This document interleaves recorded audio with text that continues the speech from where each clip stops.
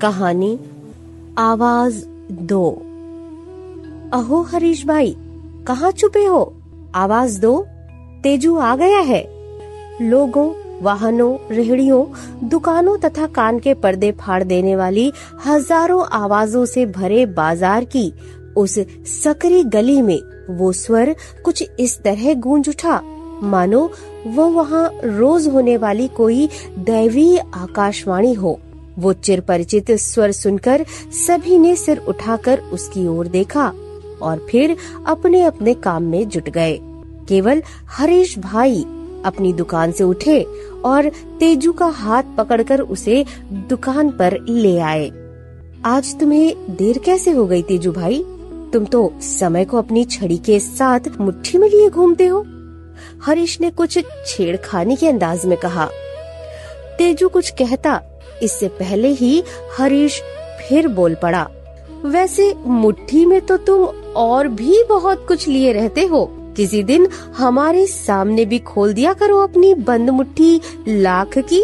रहने दो हरीश भाई, आज मजाक का मूड नहीं है। पहले ही देर हो चुकी है और भी बहुत सारे काम निपटाने हैं। यहाँ से किराना लेकर बिजली का बिल भरने जाऊंगा, वहाँ से बैंक जाना है, फिर सब्जी मार्केट और फिर बस तेजू भाई, दिन भर इधर से उधर डोलते ही रहोगे या घर भी जाओगे? उजली भाभी पूछती नहीं तुमसे कहाँ कहाँ मुँह मारते फिरते हो दिन भर? अरे हरीश भाई, शनिवार का बस यही आधा दिन ही तो मिलता है सारे काम निपटाने को। देख नहीं रहे सभी और भीड़ कितनी बढ़ गई है। इन रास्तों पर चलते चलते तो अच्छे भलों की आंखें चुंधिया जाती हैं। मैं तो ठहरा निपट सूरदास। आवाजें भी इतनी है कि सारा ब्रह्मांड कांपने लगता है। बेचारी मेरी छड़ी और कमजोर आवाज डर जाते हैं इस कोलाहल में। तेजू की आवाज में जाने क्यों और कैसे एक महीन सा करुणा का पुट उगाया था।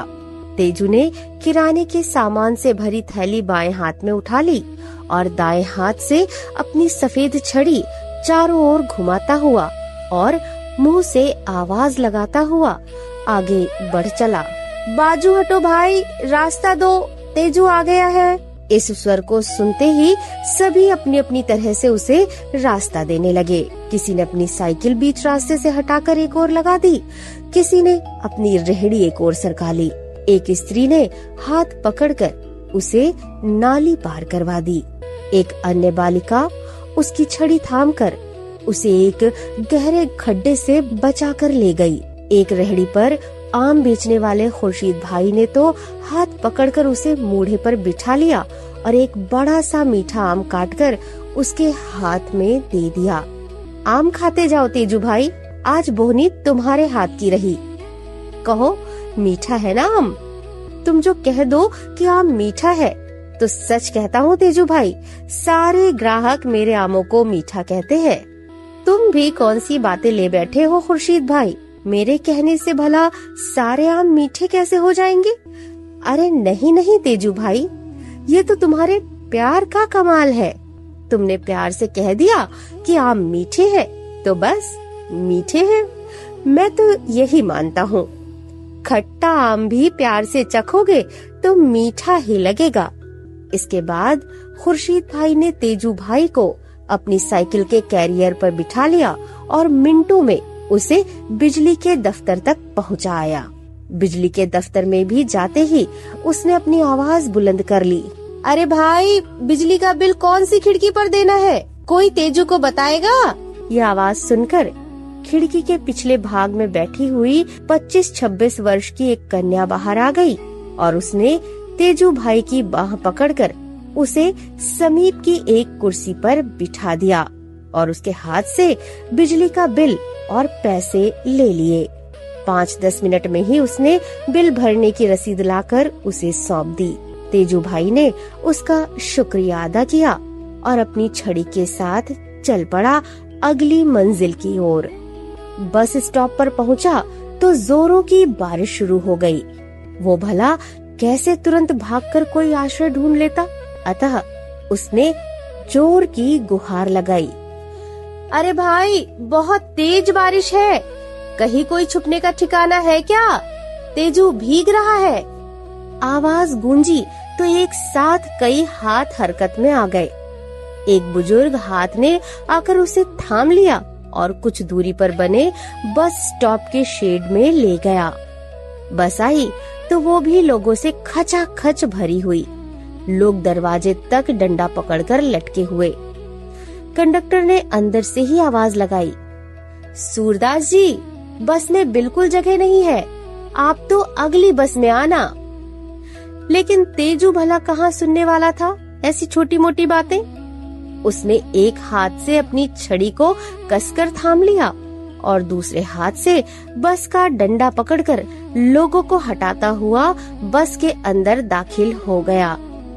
भिड़ते ही उसने ऊंची आवाज में पुकारा, अरे भाई, कहीं कोई सीट है क्या खाली सूरदास के लिए?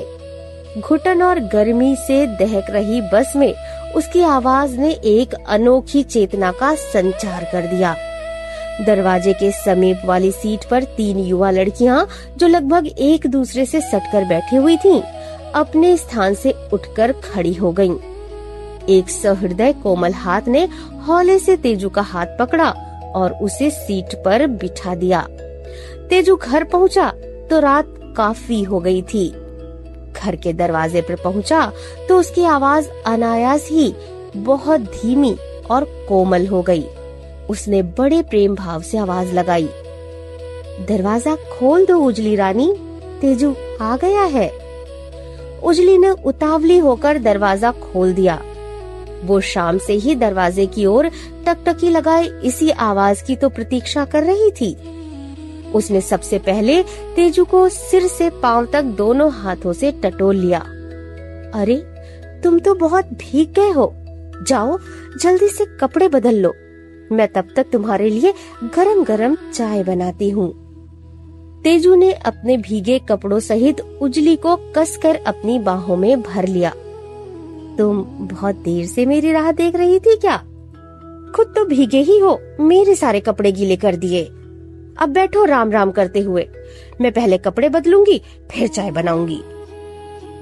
उजली ने बिजली की गति से कपड़े भी बदले, चाय भी बनाई और साथ में कुछ पापड़ भी तल लिए। जब तक तेजू नहा धोकर निकला तब तक तो उजली आटा गूंथकर रोटियां भी बनाने लग गई थी। उस छोटे से 2 कमरे के घर में 4 आंखों के अंधेरे को उलाहना देती हुई सक्रिय प्यार की उजली किरणें चारों ओर बिखर गई थीं। तेजू डाइनिंग टेबल पर पहुंचा तो उसने आवाज लगाई, अरे रवि, सो गया क्या भाई? उठ, जाग, देख तेरा बाप तेजू आ गया है।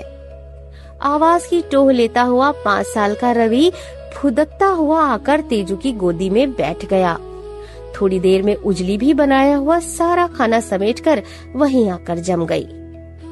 तुम बहुत थक गए होगे ना तेजू, जल्दी से खाना खा लो और सो जाओ। आजकल रास्तों पर भीड़ भी कितनी बढ़ गई है ना। तुम न जाने कैसे इतनी जल्दी जल्दी चल लेते हो इन भीड़ भरी सड़कों पर। मुझे तो भाई बहुत डर लगता है, मैं तो एक कदम भी अकेली न चल पाऊं। उसकी आवाज में जाने कहां से किसी अज्ञात आशंका के अंकुर फूट पड़े थे। अरे पगली हो तुम उजली, ऐसा भी डर नहीं है दुनिया में। बस एक आवाज दे दो तो दुनिया दौड़ कर आ जाती है तुम्हारी मदद करने। यूं भी हम तो आवाज के सहारे ही जीते हैं ना। अब तुम ही देख लो, पहले पहल में तुम्हारी आवाज पर ही तो लट्टू हो गया था। मैंने कोई छूकर देखा था भला तुम्हें? और तुम्हारी शक्ल, वो तो अगले जन्म में ही देखूंगा। वैसे सुना है तुम्हारी शक्ल सूरत माशाल्लाह है। छुओ तो तुम कपाश का फाया हो और जो बोलो तो बजे सितार। बस बस, बहुत हो गए फिल्मी डायलॉग, अब शांति से खाना खाओ। कल हमें रवि के दाखिले के लिए अंध विद्यालय भी जाना होगा। अरे हाँ, अब हमारा रवि भी स्कूल जाएगा, खूब पढ़ेगा, बड़ा साहब बनेगा। मेरी तरह दफ्तर में बैठकर कुर्सियां थोड़ी बुनेगा। तेजू की बंद आंखों में भविष्य के सपने तैरने लगे थे, पर भला कौन झांक सका है अब तक उस रहस्यमय अंधेरे के पार जिसे भविष्य कहते हैं। भविष्य तो किसी ने नहीं देखा, मगर बीता समय तो हर पल हमारे साथ होता है। तेजू के साथ भी था। बहुत समय से किसी बंद किताब सा एक जगह पड़ा पड़ा उगता रहा था शायद। आज अचानक अपने चिर प्रतिद्वंदी भविष्य की आहट पाते ही अपने सारे पन्ने फड़फड़ाता हुआ खुल गया था। सूरज उगने से पहले ही सारे मोहल्ले में ढोल मजीरे की आवाज घूमने लगती थी। जैसे जैसे धूप चढ़ती वैसे वैसे सभी पर रंगों का नशा भी सिर चढ़कर बोलने लगता। तेजू तो होली में बस दीवाना ही हो जाता। जो कोई सामने आता उसे सिर से पांव तक रंग से नहला देता। सारे लोग दोपहर तक रंग खेलकर आराम करने चले जाते, तब भी तेजू सड़क पर खड़ा आते जाते लोगों को पिचकारी से भिगोता रहता। ऐसी ही एक होली तेजू के लिए सारे संसार का काला रंग समेट कर ले आई थी। पड़ोस के ही किसी मित्र ने अपनी पिचकारी से जो धार छोड़ी तो वह सीधे तेजू की आंखों में उतर गई। रंग की उस फुहार में संसार के सारे रंग घुलते चले गए और शेष रह गया तेजू की आंखों में जिंदगी भर का साथी बनकर रहने वाला सियाह रंग। गरीब बाप ने अपनी ओर से कोई कसर नहीं छोड़ी अंधे तेजू की रंगीन दुनिया वापस लाने को, मगर समय का पोता हुआ काला रंग सबसे ढीठ निकला। उस समय तेजू की आयु कोई 5-6 वर्ष की रही होगी। पिता ने किसी तरह पता करके उसे एक अंध विद्यालय के छात्रावास में छोड़ दिया था। वहीं रहकर उसने शनय शनय अपने अंधेरे से समझौता करना सीख लिया था। इतना ही नहीं, अपने जैसे अन्य साथियों के अंधेरे का हाथ पकड़कर चलना भी सीख लिया था। उसने जान लिया था अब उसके हथियार हाथ है, कान है, ज्ञान का स्रोत और उसकी जबान है दुनिया के संपर्क के सूत्रधारिणी। दुनिया के कदम से कदम मिलाकर चलते चलते उसने दुनिया को आवाज देना भी सीख लिया था। वक्त चुपके से आकर कहीं उसके कानों में कह गया था, आंखों के इशारों पर चलने वाली दुनिया को आवाज देते चलो तो वो देर सवेर ही सही, आज नहीं तो कल ही सही, सुन लेगी तुम्हारी आवाज को। स्कूल में पढ़ने वाले सभी छात्र छात्राएं दृष्टिहीन थे, अतः स्कूल के अहाते में चलते फिरते समय वे अक्सर मुंह से आवाज लगाते चलते, बचके बाजू, बचके बाजू, ताकि सभी ठीक से अपनी राह चल सके और कोई किसी से न टकराए। ब्रेल लिपि की सहायता से हाथों को हथियार बनाकर पढ़ना लिखना भी आ गया था। स्कूल में संगीत तथा कुर्सी बुनना आदि कलाएं भी सिखाई जाती थीं। 10 वर्षों तक इस तरह अंधेरे के साथ जीते जीते उसने समय को तो कहीं पीछे छोड़ ही दिया था। अब उसके पांव सपनों के पंख लगाकर थिरकने लगे थे। जिंदगी के साथ कदम ताल करती हुई लगातार बढ़ती हुई ये थिरकन किसी ऊंचे स्थान पर स्थित किसी सिंहासन को तो नहीं हिला रही थी। स्कूल से निकला तो पैरों ने कॉलेज की ओर मुड़ना चाहा, मगर आर्थिक तंगी की बेड़ियों ने उन्हें जकड़ लिया। अतः एक निजी कारखाने में कुर्सी बुनने का काम प्रारंभ कर लिया। हाथों में सफेद छड़ी पकड़े और मुंह से दुनिया को गुहार लगाता हुआ वो बिना किसी सहारे की परवाह किए कहीं से कहीं चला जाता। एक बार जो उसके कदम किसी ओर चल पड़ते तो फिर उन्हें रोकना किसी के लिए संभव नहीं होता। वो एक आवाज लगाता तो 10 लोग उसकी मदद को आ जाते। रेल की यात्रा हो या कोई अस्पताल, बीहड़ वन हो या मैदान, विशाल तिरछी सकरी पगडंडियां हो या ऊंचे नीचे पहाड़, हर नदी, हर तालाब, हर वादी उसकी बुलंद आवाज से गूंज उठती। जब वो कहता, आवाज दो, तेजू आ गया है, तो जैसे सदियों से सुप्त पड़ा समय स्वयं जाग जाता और आकर उसका हाथ थाम लेता। किसी दूर के रिश्तेदार से उसे पता चला था कि नागपुर में उसी के समाज के परिवार की एक कन्या भी दृष्टिहीन है तथा वे लोग उसका विवाह किसी दृष्टिहीन से कराना चाहते हैं। अब तक उसके माता पिता उसका साथ छोड़ चुके थे।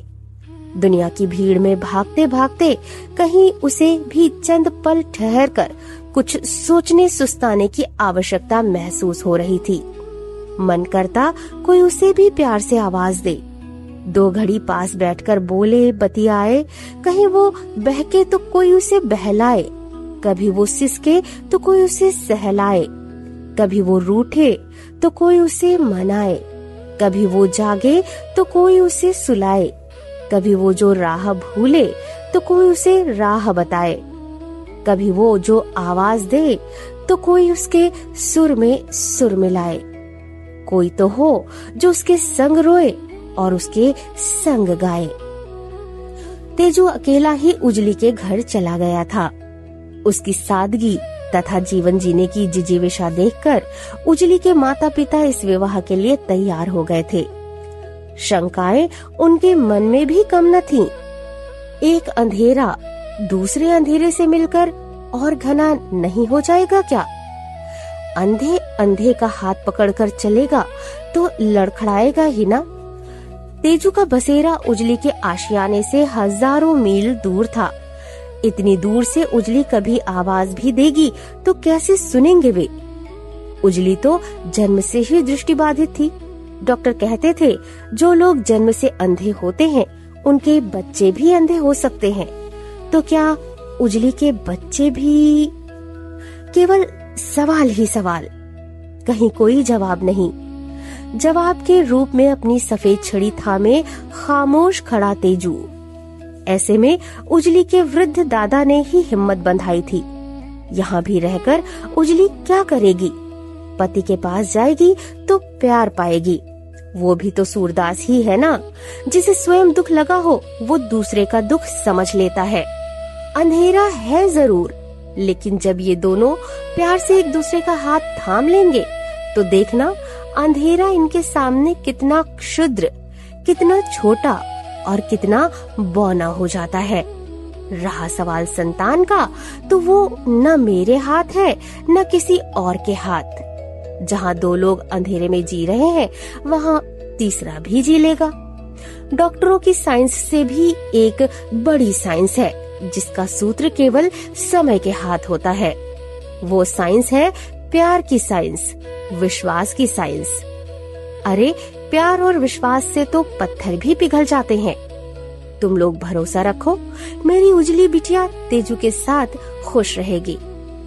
फिर वे अपने दोनों हाथ जोड़कर किसी अज्ञात शक्ति के समक्ष नतमस्तक हो गए थे। उजली के साथ संसार शुरू हुआ तो समय सरपट आगे भागने लगा। समय की अंधी दौड़, चारों ओर धूल ही धूल। धुंध की छटी तो कहीं से नन्ही किलकारियां गूंज उठी। यह छोटा रवि था। आवाज यह भी तेजू की तरह ही बुलंद लाया था। नाक नक्श भी पिता जैसा ही। फिर आंखें भला क्यों कर अलग होती? तेजू और उजली ने जीवन के इस नए नन्हे अंधेरे को भी सहर्ष अपनी आंखों में भर लिया। 8 बज गए हैं और कब तक सोए रहोगे? रवि की बस छूट जाएगी ना। उजली की कुछ महकी कुछ बहकी सी आवाज सुनकर तेजू मानो किसी लंबे सपने से बाहर आया। उसने जल्दी जल्दी कपड़े बदले और बिना कुछ खाए ही रवि का हाथ पकड़कर बस स्टॉप की ओर चल पड़ा। ये उसकी रोज की दिनचर्या बन गई थी। सुबह 8:30 बजे रवि को स्कूल की बस में बिठा देता और वहीं से पैदल ही अपने कारखाने चला जाता। शाम को भी लौटते लौटते रवि को बस स्टॉप से लेता हुआ ही घर आता। उसका कारखाना घर से बहुत दूर नहीं था। अक्सर ही वह दोपहर में भी 1 घंटा खाना खाने घर चला आता था। जिंदगी सधे हुए कदमों से आगे बढ़ रही थी। तेजू का सारा ध्यान अब रवि की पढ़ाई पर था। चाहता था कि उसके पंखों में दम हो और पैरों में हो धरती पर जमे रहने की शक्ति। आंखों में अंधेरा रहे तो रहे, मगर ये मुसाफिर और उसका हौसला सदा कायम रहे। अंधेरा उसकी राह की बाधा न बने, बल्कि उसकी शक्ति का स्रोत बने। वो सफर की कड़ी धूप में भी बिना रुके, बिना थके चलता रहे। उसकी आवाज में उसकी पहचान हो, उसकी उड़ान अनंत हो। तेजू शुरू से ही मस्त मौला स्वभाव का व्यक्तित्व था। कभी किसी बात को बहुत नहीं सोचा, कभी किसी चीज, व्यक्ति या स्थिति से परहेज नहीं रहा। जीवन को जी भर के जिया और खूब जिया। जो मिल गया उसी को मुकद्दर समझ लिया, जो खो गया वो उसको भुलाता चला गया।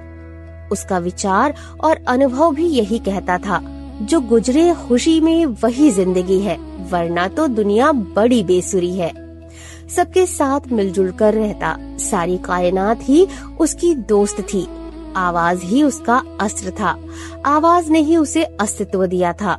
आवाज से ही वह अजनबी को भी अपना बना लेता था। आवाज से ही उसने अंधेरे को भी परास्त कर दिया था। इधर कुछ समय से उसे रक्तचाप और मधुमेह ने आ घेरा था। शायद यह बढ़ते वजन का परिणाम था। दृष्टिहीन व्यक्ति यूं भी बहुत चलता फिरता कहाँ है। दुनिया भागती दौड़ती रहती है और वो एक जगह बैठा उसकी आहटें सुनता रहता है। तेजू फिर भी काफी सक्रिय रहता था। उसके 2 कदम और 1 छड़ी मिलकर उसे हर स्थान पर पहुंचा देते थे। मगर फिर भी कारखाने में तो दिन भर वो बैठा ही रहता था ना। अपनी बीमारियों को कभी अपने मन और स्वभाव पर हावी नहीं होने दिया। वो बहुत पढ़ा लिखा तो नहीं था, पर जीवन के अनुभव से ये सीख गया था कि मन की खुशी और हृदय का प्यार ही सब लोगों की दवा और जीवन जीने की कुंजी होते हैं। अतः वह हर रोज दुगने उत्साह से अपनी छड़ी घुमाता और घर से निकलता तो मानो समस्त ब्रह्मांड को चुनौती देता हुआ आगे बढ़ जाता। उसके मोहल्ले, हाट बाजार और कारखाने के लोगों को उसकी आवाज सुनने की आदत सी हो गई थी। किसी दिन तेजू की आवाज नहीं गूंजती तो सभी को कुछ खोया खोया, कुछ उदास उदास सा लगता। दोपहर का कोई 1 बजा होगा। जेठ की धूप में कदम कदम चलता वो घर की ओर आ रहा था। अचानक उसे पेशाब का ख्याल हुआ। उच्च रक्तचाप तथा मधुमेह के चलते वो पेशाब को बहुत देर तक नहीं रोक पाता था। धूप में चलने पर तो उसे पेशाब करने की अधिक ही आवश्यकता पड़ती थी। रास्ते के दाईं ओर एक बड़ा घना पीपल का पेड़ था। दोपहर के समय उस रास्ते पर बहुत अधिक आवाजाही भी नहीं होती थी, अतः वह अक्सर उस पेड़ के नीचे खड़ा होकर पेशाब कर लेता था।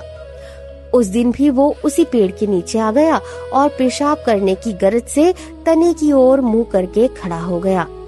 पेशाब करने से पहले वो हमेशा अपनी छड़ी घुमाकर इस बात की तस्दीक कर लेता था कि वहाँ आसपास कोई वस्तु, व्यक्ति या जानवर आदि तो नहीं है। उस दिन भी उसने अपनी छड़ी घुमाई तो वो किसी बड़ी भारी चीज से जा टकराई। उसने कुछ आगे बढ़कर हाथ से टटोल कर देखा तो वह उसे कोई बड़ा वाहन लगा। शायद कोई बोरियों से भरा ट्रक था। उसने सोचा कुछ क्षण में ही तो वह निवृत्त हो लेगा, अतः वह वही ट्रक के पीछे खड़ा होकर पेशाब करने लगा। तभी समय ने एक अजीब करवट ली।